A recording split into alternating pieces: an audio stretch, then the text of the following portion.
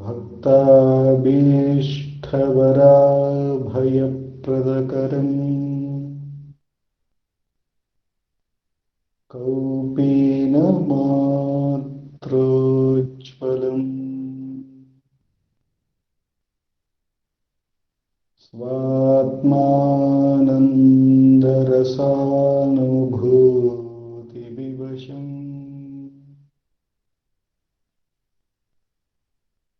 सर्वानवद्याङ्गकम् श्रीमन्तं श्रीरमणेश्वरं गुरुवरं योगासनाध्यासितं ध्यायेत् श्रीरमणेश्वरम् ध्यायेत् श्रीरमणेश्वरम्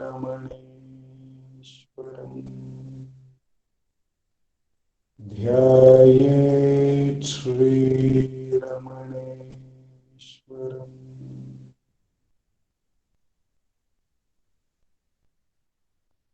हृदयकुहरमध्ये केवलं ब्रह्ममात्रम् यहमहमिति साक्षात् आत्मरूपेण भाति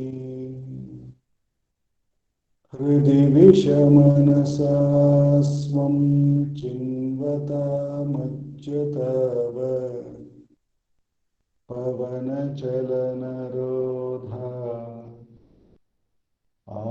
आत्मनिष्ठो भवत्वम्। Namo Ramana.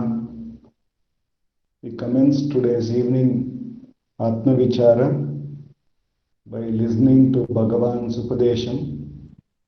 We have been blessed to read from the book Self-Enquiry 1900 to 1950, a compilation on the question and answers on the subject of Atma Vichara by Bhagavan, a compilation made by our founder president Sri A.R. Natarajanji.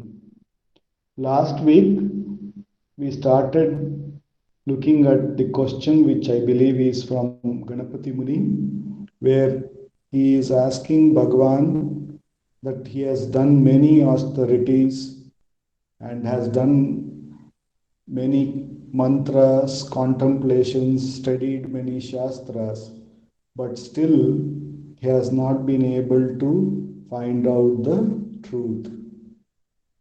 And so he wanted to know what is tapas, and Bhagavan told him that to make the mind dissolve at the origin is tapas. Continuing on the question and answer, the next question is, what is the difference between enquiry and meditation? This is the question. What is the difference between enquiry and meditation? Bhagavan. Enquiry consists in retaining the mind in the self. Meditation consists in thinking that oneself is Brahman, existence, consciousness, bliss. I repeat Bhagavan's answer. Enquiry consists in retaining the mind in the self. Meditation consists in thinking that oneself is Brahman, existence, consciousness, bliss.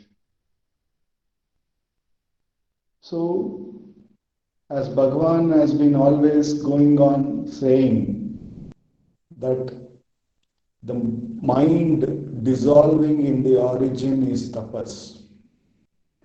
That means one is already the self and one should remain as self. That is the real tapas, that is the real enquiry.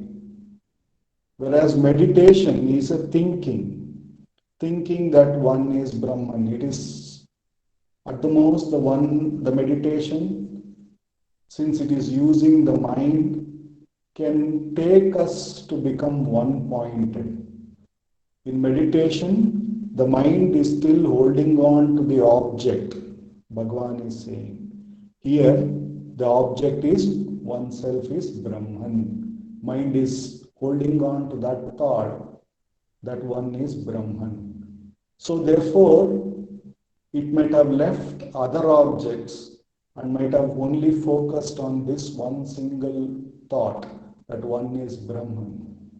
At most, the benefit of such a practice of meditation, wherein one is holding on to one thought, leads to ekachintana, that is one-pointedness, which is a great thing to achieve, but it is different from enquiry, says Bhagavan here, because still in meditation, the mind is outward turned.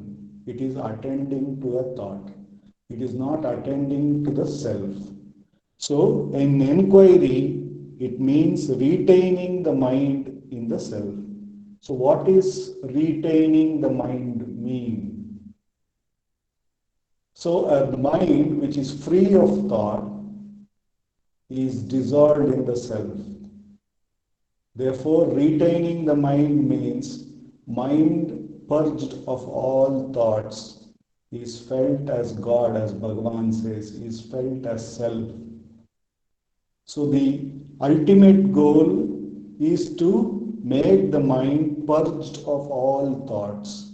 Then the mind naturally dissolves in the ever-present self. That is enquiry. And when we inquire, we find out that this is the real state of the mind. The real state of the mind is totally free of thoughts. It is actually one inside the self. When it leaves the mind, when it leaves the self, it is only due to a desire or due to an aversion, or it is externalized. That is, it is looking at an object. So therefore, as long as there is object and there is attention to the object either in a desire or as an aversion, then one can be sure that there is thoughts running in the mind and the mind has become externalized and is not in its natural state as of the self. And therefore what Bhagavan gives us, he says that when a thought arises, therefore we should use it as an opportunity to inquire to whom is this thought. And by doing so, we become attentive that the mind has moved to an object. It has held on to a thought rather than holding on to the self by being free of the thought. Rather than remaining as the self, letting go the thought. So therefore, moment we see that, in moment we recognize, Bhagavan says, diligently inquire to whom is this thought. Thereupon, it becomes clear that this thought is for me. So there is this first division that has happened, which is I. It is for me. Therefore, Bhagavan asks us to further inquire, because the I is the first thought. So Bhagavan asks us to further inquire, who am I? When we inquire, who am I? When we recognize that where there was absolutely no I, as in deep sleep, there was not even a notion of being an entity, not even a notion of being any limited. Whereas now there is, which is just an imagined notion. Therefore, when we inquire, who am I? Then we go to the source of the I. We inquire to the source of that I. And we recognize that we are that absolute existence, consciousness, bliss itself, purged of all thoughts, here and now. Our, our nature as the self has never had a thought ever, will never have a thought ever in the future, and not doesn't have a thought even now, here and now. The self is free of everything, and self itself is everything. There is nothing else for the self to attain or not to attain.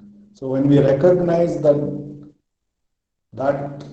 we are, everything is only the self, then these divisions are the only things which makes us move.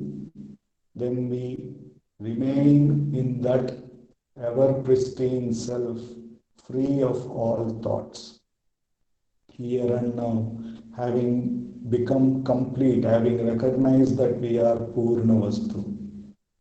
There is nothing to be achieved, nothing to go, nowhere to go.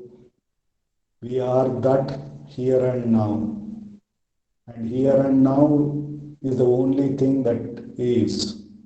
And therefore, to remain as the Purna Vastu is enquiry, is tapas, is the Purnatva. And Bhagavan says that is the highest of yoga, jnana, highest of bhakti, everything.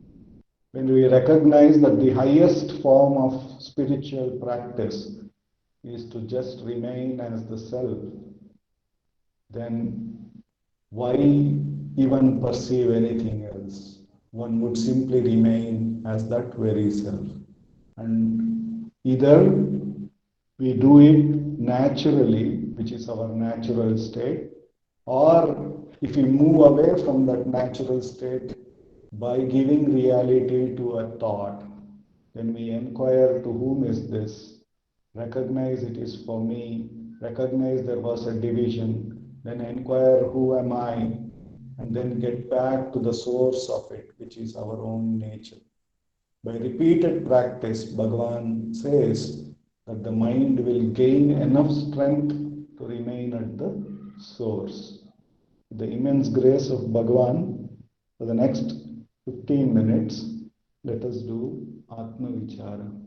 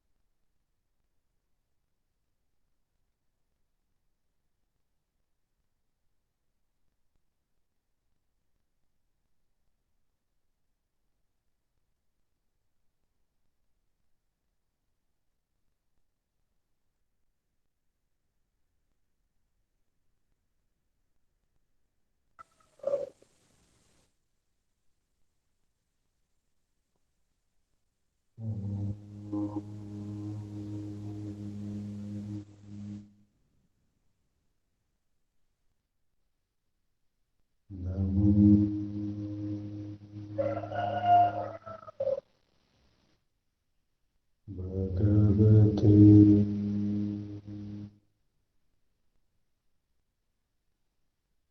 Sri Ramana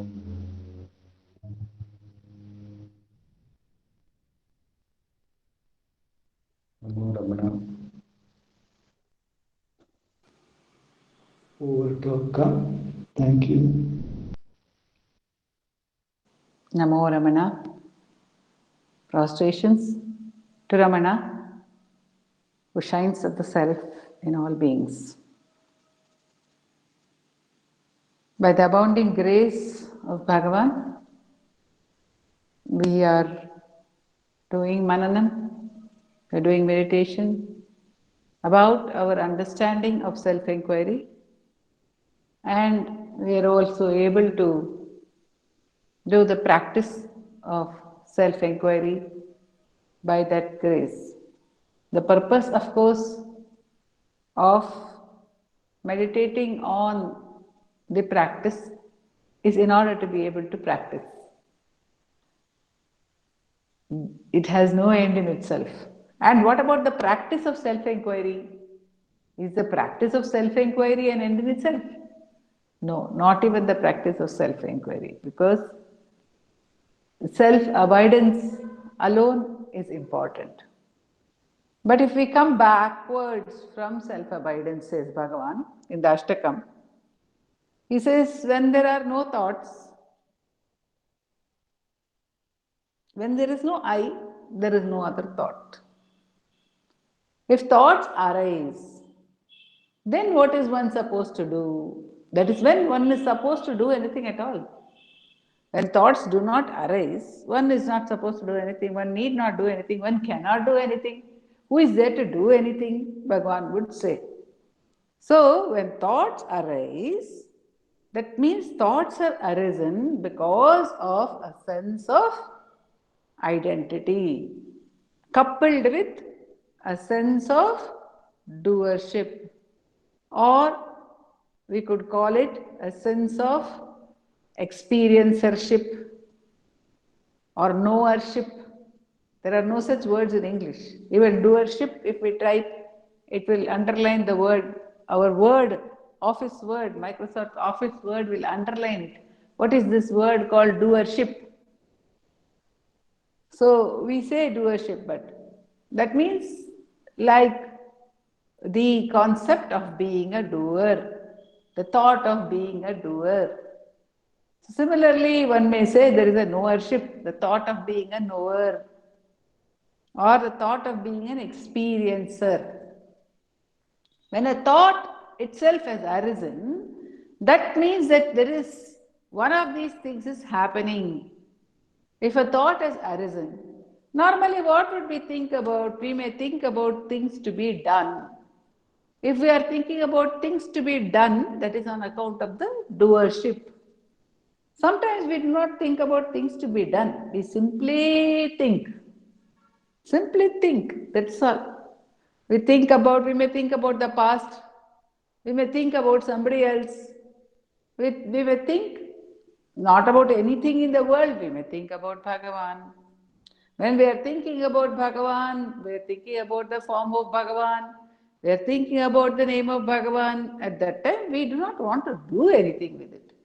But in a subtle way, there is a doership also underlying it, that we may want to hold on to that thought of Bhagavan. We may want to hold on to the mantra. So, when a thought arises, that means there is already a need to act, or an implied need to attain something through an object. Because the thought itself is the object. So why should a thought rise if there is no need in us for anything at all? Where will a thought arise? If there is no need, there is no thought. So it's only when there is a need. The need may be explicitly manifest as another thought, or the need may not be explicitly manifest. It may simply rise as a thought. There is some need. which has to be fulfilled, we believe, through thought. So when thought arises, Bhagavan says, ask for whom is this thought? And the answer will come, the thought is for me. Then he says to ask, who am I? Because only if I exist as a particular person, there is a possibility of having thoughts. My thoughts, since they are my thoughts, if I do not exist as a particular person, then who is to think? For whom can the thoughts be? Therefore, it is only because I have an identity that thoughts are arising. And thoughts are further sustaining that identity. If I move, so long as I have a thought, I believe, Bhagavan says, that there is somebody called a thinker. Bhagavan says that actually only because there are thoughts, we believe there is some entity called a thinker. When there is a thought, there must be a thinker. When there is an object, there must be a subject. When there is something being experienced, there must be an experiencer. So what all is experienced in the form of thought. So we ask ourselves the question, for whom is this thought? The answer comes, the thought is for me. And then we ask ourselves, who am I? Who am I? Do I know who I am? And we try to pay attention to this or whatever it is that we have called I, without ever paying attention to it, without ever trying to see what it is. Because we have been so busy being carried away by the flow of thoughts. Whenever a thought comes, we are carried away by it. We are carried away by the experience. We become one with the experience, we give it life, we give it meaning, and we are engaged in it very intimately with the experience. So we do not bother as to who is having the experience. For whom is the experience?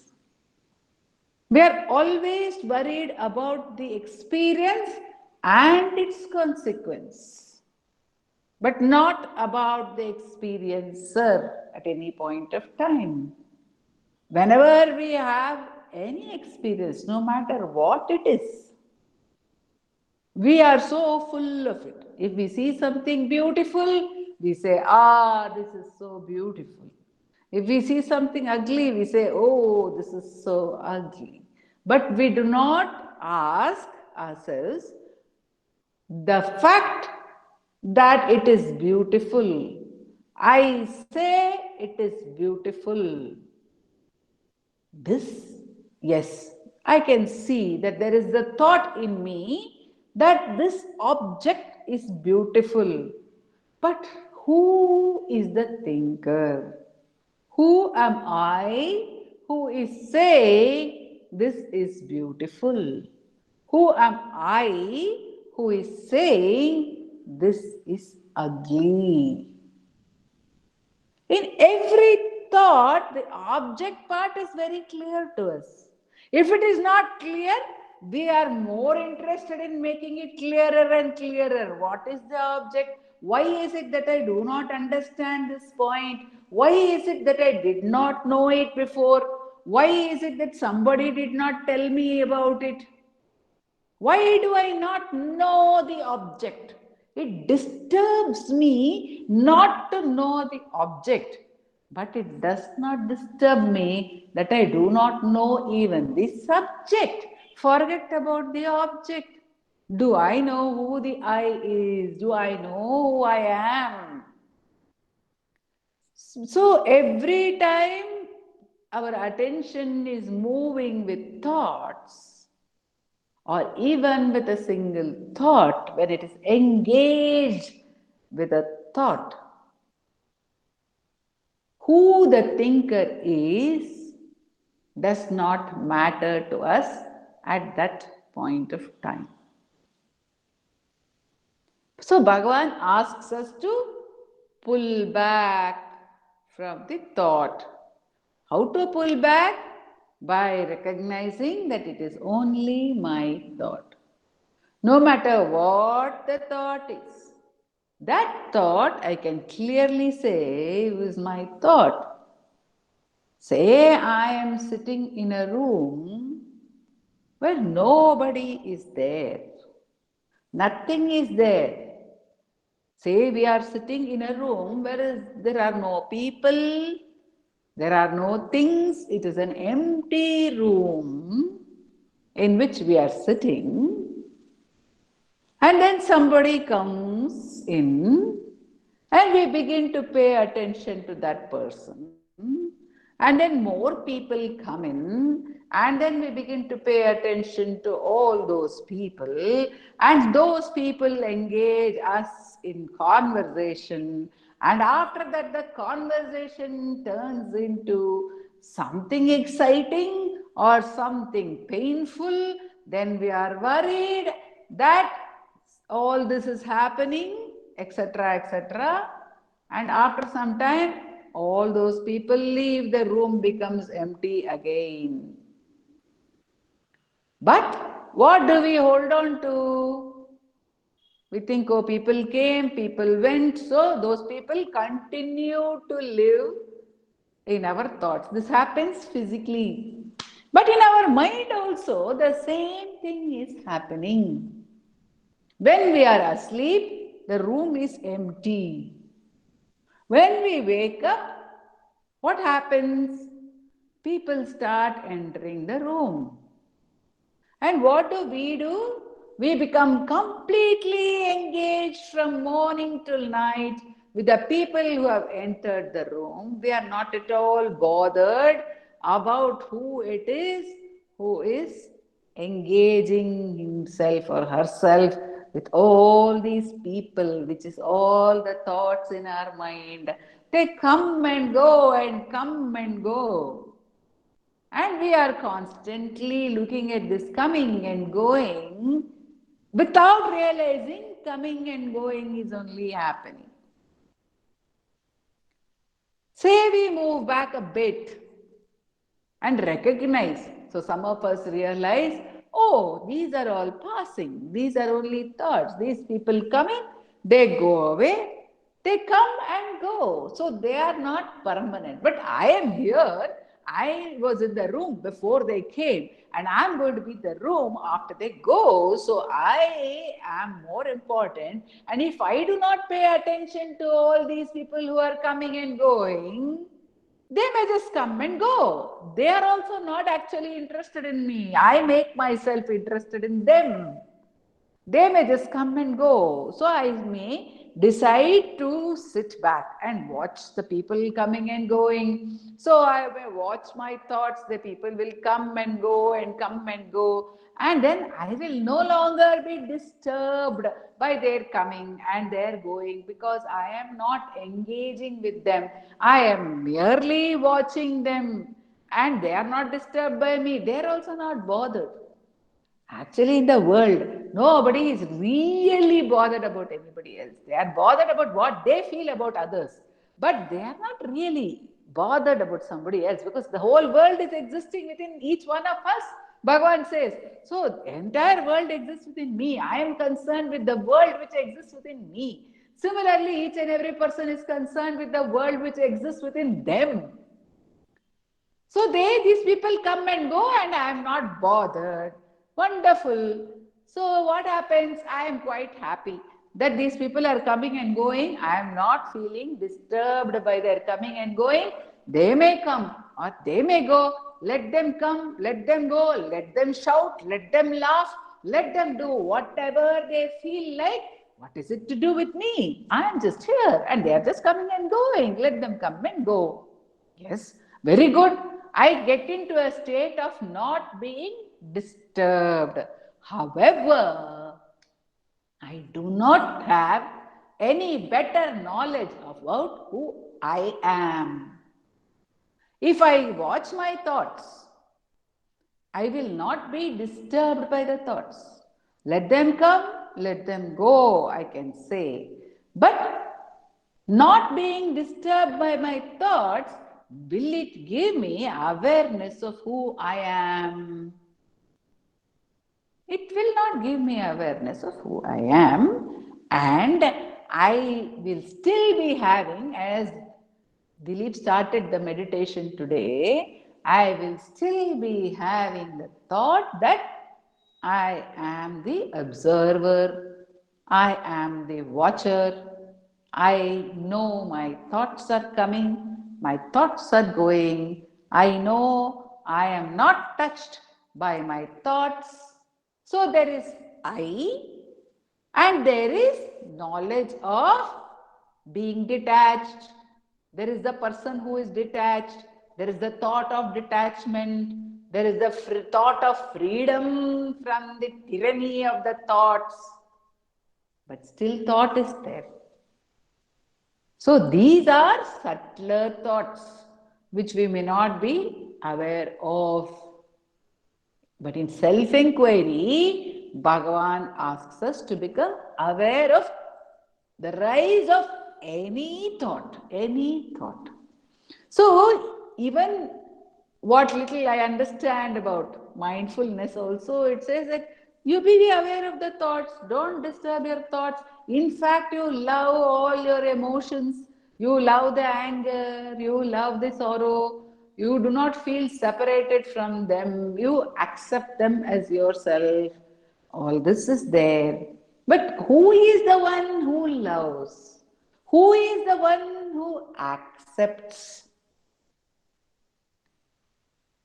Why not understand that power? So Bhagavan says to ask us is, who am I? Because only with the question, who am I, the subtlest of thoughts also will be removed. The question, who am I, of course, does not arise when one is in abidance. If one gets into self-abidance, one need not ask oneself any question. One cannot ask oneself any question when one is in abidance in the self, because there is no division in the self. But the moment division arises in the form of any thought whatsoever, that one comes out of the abidance and says, oh, I was in abidance. There itself a thought has arisen.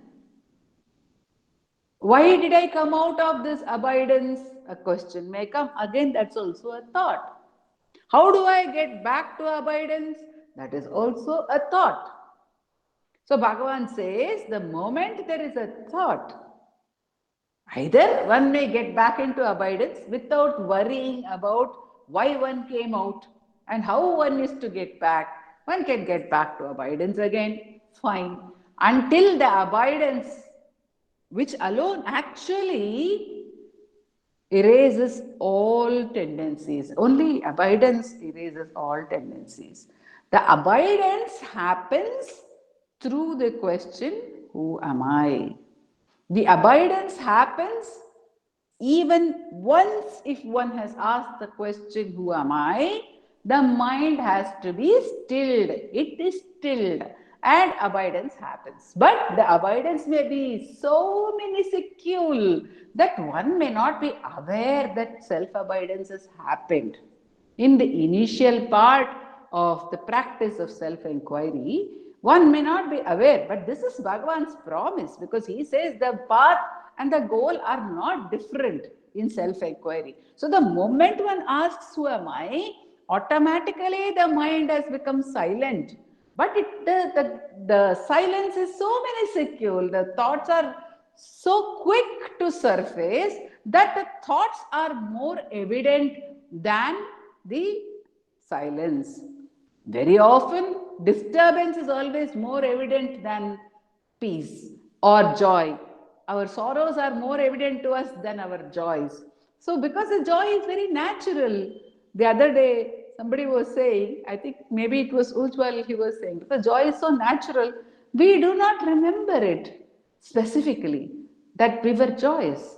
But we do remember that we were sad because it is unnatural. So whatever is unnatural is better remembered. So what happens? The best thing is to get back to the avoidance. But if that does not happen, if thoughts have come, then the next best thing, says Bhagavan, is to question for whom are these thoughts and get back to the source. Who am I? Who am I?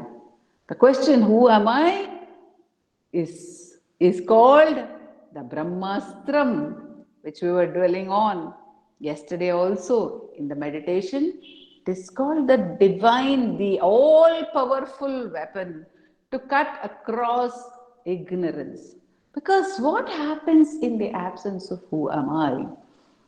Today I was just dwelling on a fairy tale which as youngsters, we used to read a lot of fairy tales. There is this fairy tale of Sleeping Beauty. So, this Sleeping Beauty is, of course, a princess. And when the princess is born, the king invites everyone in the kingdom for a big feast.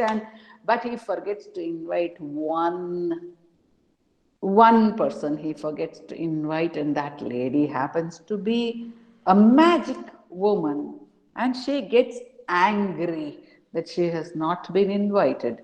And so she says, when the princess is 16 years old, she will get pricked by a spindle and she will die. Now, like all curses, there is also another good fairy who says, well, I cannot completely remove the curse, but I can mitigate it. I can say that when she gets pricked by the spindle, she will sleep for 100 years, and the Prince Charming will come and he will kiss her and she will wake up. And I can further say that along with her, the entire kingdom will sleep.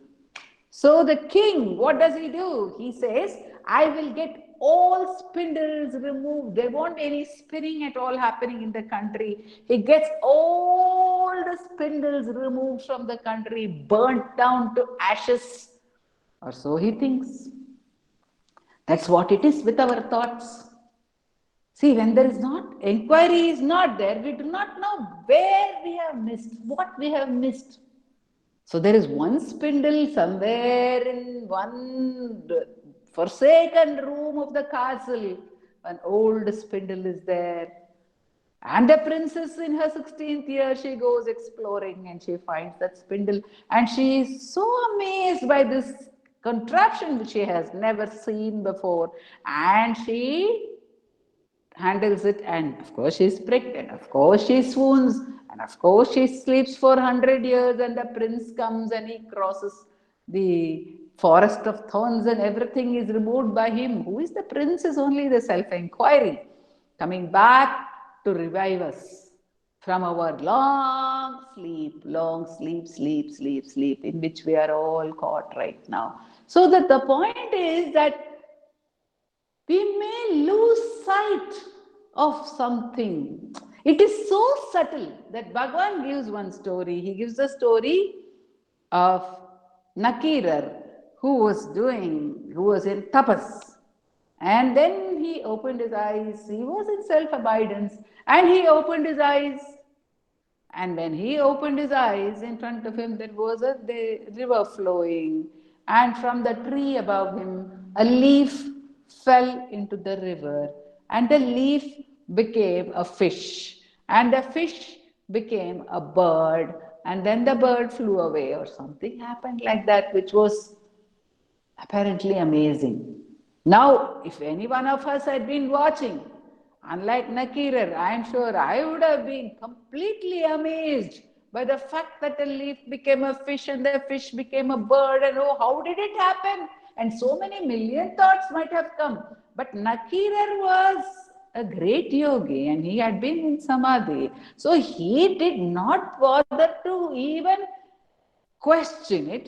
He did not even feel amazed by the fact that this had happened. He just saw it happening.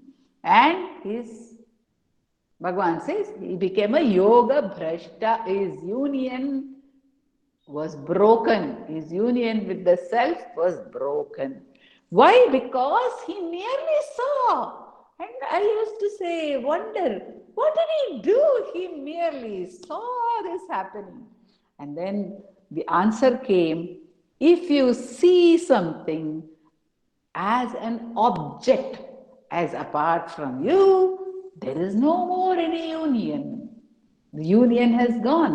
The moment there is perception of an object, the union has gone away. So Bhagavan says, if a union happens, it can go away. If there is commingling, there can be coming apart. So there must be awareness. By inquiring, who am I?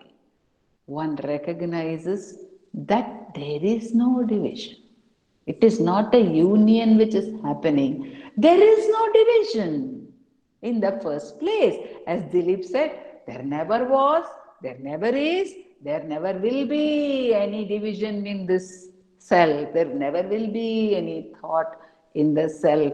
Because thought as we know it, thought as an object apart from the self cannot exist. Nothing can exist as an object apart from the self. So the very problem is a concept that there is a division, that I exist and the self exists and I have to get back to the self. I am separate from the self. I will reach the self. Or I exist and a world exists and I need to experience the world. I need to experience things in the world. So it is this division which is at the root of all problems. So when one inquires and inquires, when one watches the thought and says, thought, yes, this is a thought. Thought we know, all of us know the thoughts. Instead of running with the running mind, if one has got used to not running with the running mind, if one has grown into detachment, very, very good. It is easier for us to stop and cut away and turn within and say, yes, these are thoughts. This is a thought.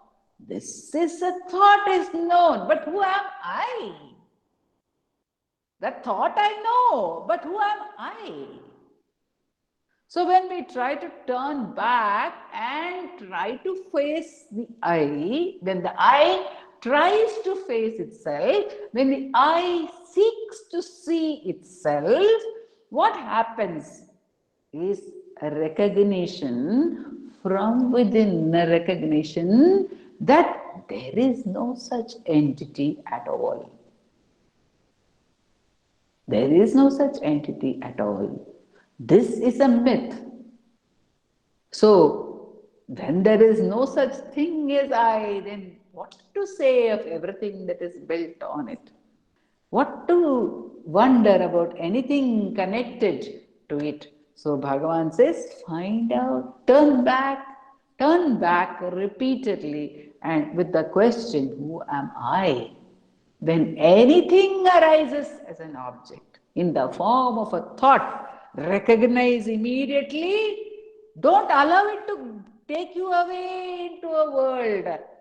Don't allow it even to make you feel that you exist with any kind of power that you can show over that thought.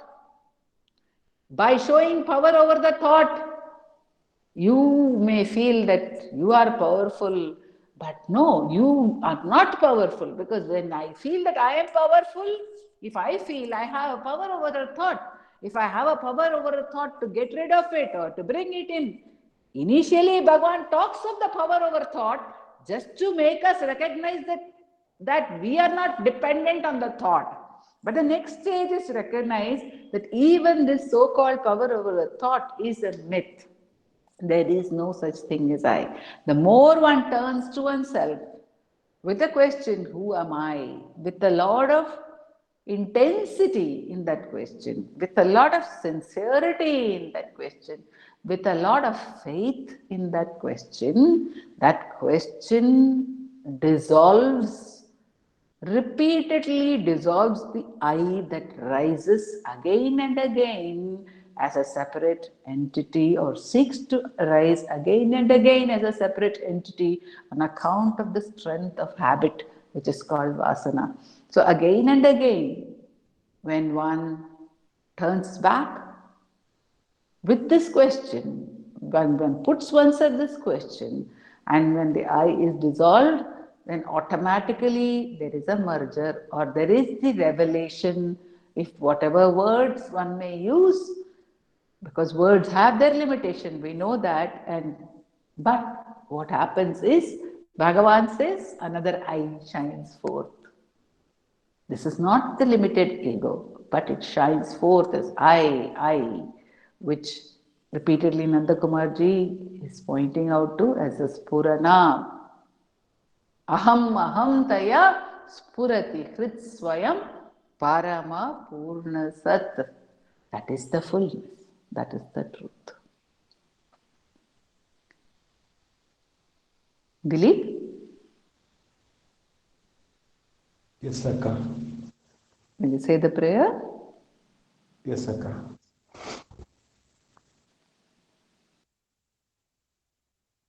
Apara Satchit Sukhavarirashi Yasyormimatram Bhuvanam Samastam Guhahitam Tam Ramanam Gabhiram Chintavihinam Hrudi Chintayami Chintavihinam Hrudi Chintayami. Namo Ramana. Namo Ramana. Namo Ramana to everyone. Namo Ramana.